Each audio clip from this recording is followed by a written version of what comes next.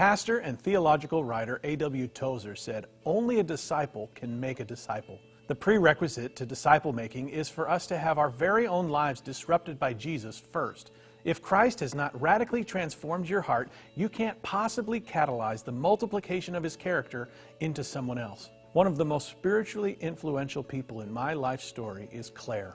God used her first as a disciple, but then as a kid influencer and also as a relational revolutionary. She walked alongside myself and my mom through a very difficult season in life.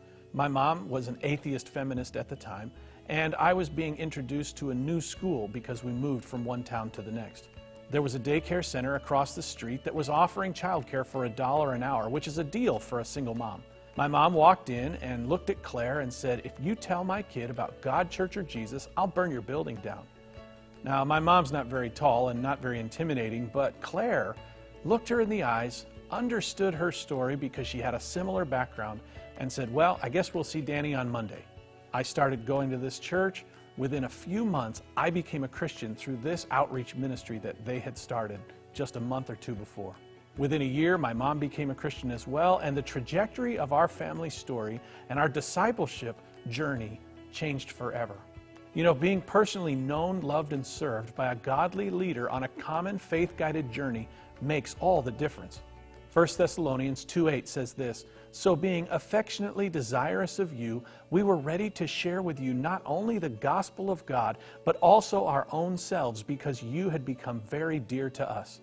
This life-on-life impact shapes and sharpens us as followers of Jesus. The most intentional kid influencers recognize the important disciple-making role that they play as parents, grandparents, aunts, uncles, teachers, coaches, neighbors, Sunday school teachers, small group leaders, and more. Children's ministry gets off track when other agendas overshadow loving relationships with God and others. Of course, it's fine to have fun, but we can't devalue the power of the gospel. Keeping parents and pastors pleased isn't why we're in children's ministry to begin with. Running around and running programs will leave us running ragged, but prioritizing God-honoring relationships will revive us. We need to recalibrate our approach to disciple making.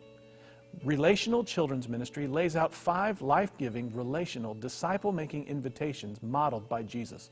Think about the well-known phrases of Christ, the ones that He used with His disciples. Follow me, come to me, love each other, I am with you, and listen to my voice. Lifelong disciple-making involves drawing people into an unscripted adventure with God, carving out space to wrestle with messy faith together, building unconventional community between the most unlikely people, modeling Christ's life-transforming mission, and equipping people for dynamic discipleship.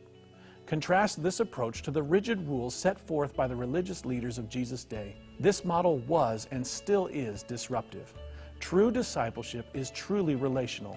It is an unscripted, messy, unconventional, life-transforming, dynamic experience in relationship with God and others.